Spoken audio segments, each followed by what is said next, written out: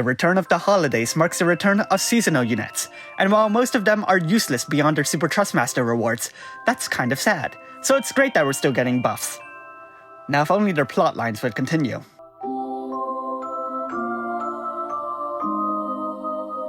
Each unit here has received EX awakenings, not general revamps, meaning for the most part their utility at EX plus 1 hasn't been improved in any significant fashion. So hopefully you've got the materials to raise them to this point. At EX plus 2, Eldryn will upgrade his limit burst. Not only will it deal more damage, but the original self buffs are now team buffs.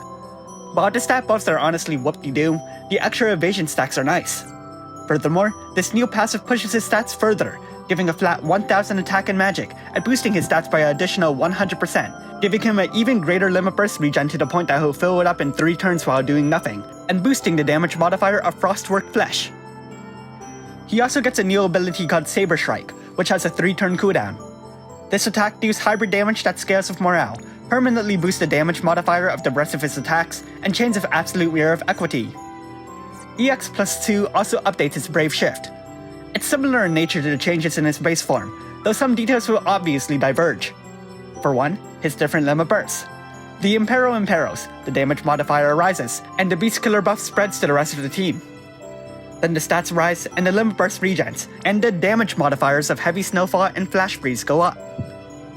And here's the new ability, Inescapable Snowstorm. It's also similar to Saber Strike, cooldown, morale, damage modifier, chaining, but of course it's in his Brave Shift, so it's also now ice. EX plus 3. As a reward for being super lucky or super crazy, Eldryn will unlock one last ability, Blizzard's Fury.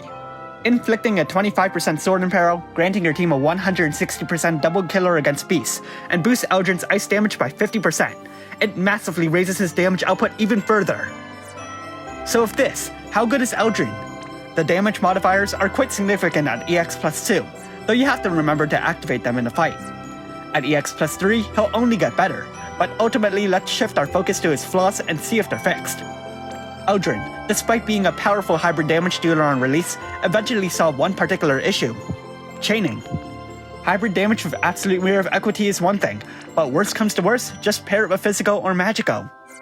However, now, there aren't too many strong units that can chain with absolute mirror of equity and keep up in terms of damage contribution. It's a shame for Eldryn. He's got everything he needs except for friends.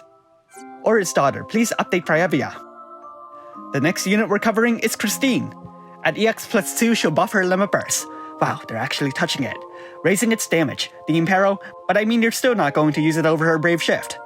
She also gets 500 magic, meets half the cap of her chain limit boost, more dual wield boost to hit the stat cap, and raises the damage modifier of the attacks you never use. The buff in her Brave Shift is a bit more relevant. 700 magic, the limit burst is buffed. Impero rises to 130%. She'll buff her own limit burst damage by 300%, and the damage modifier rises and scales with morale. It still chains with Extreme Nova, which is cool and popular, but kind of lonely all the same. She also gets a passive limit burst damage boost, letting it rise even more, and raises the damage modifier of Absolute 0. Cool, now give us a relevant unit that can chain with her, please.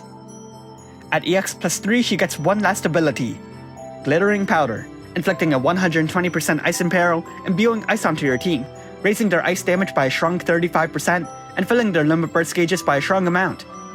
It's on a pretty decent cooldown too, so not too shabby. So with this, how good is Christine? Her damage is great, even better than before, obviously, but her core problems still remain. 1. Chaining. Absolute 0. Who? Now Christine can let another ally chain with Absolute 0, and maybe this solves this, except the ability that does so only enables it for 2 turns. Also 10-turn cooldown.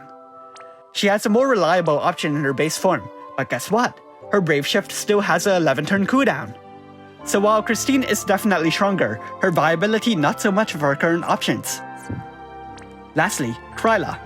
At EX plus 2, she got resistance to Stop and Charm, more elemental resistance in her base form, automatically activates Captivating Aura at the start, inflicting a 70% full break, and when she enters the fray, completely fills her limit burst gauge.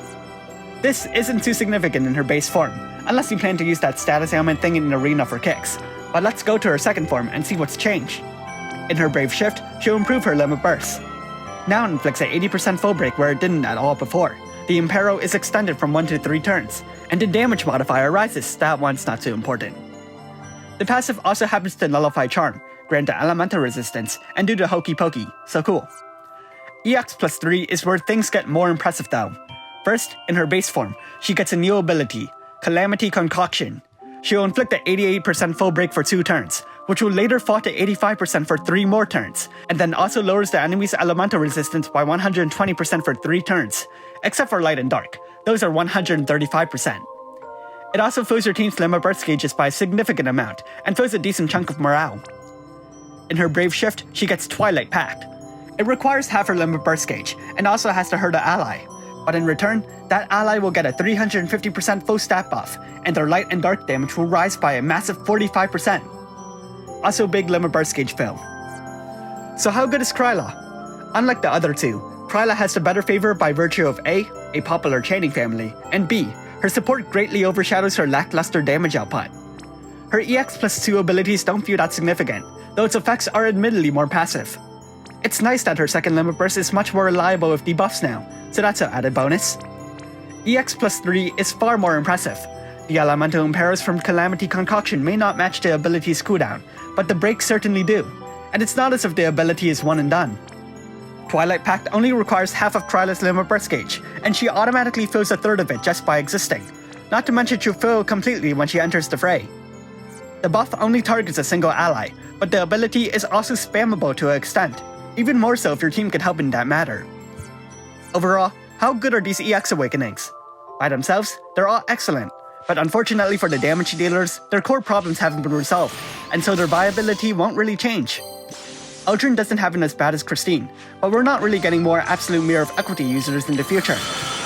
As Kryla doesn't face these issues, she comes out as a clear winner, becoming an excellent supporter and debuffer, though admittedly you have to get the EX plus 3 first. Thanks for watching, and if you liked this video, then leave a like and subscribe. Comment below if you raised the EX levels of any of these units. Even if you don't have enough materials, the current banner guarantees that all 5 stars are the featured winter units, so the time is definitely right. Now the question is whether or not you've got the lapis to do so.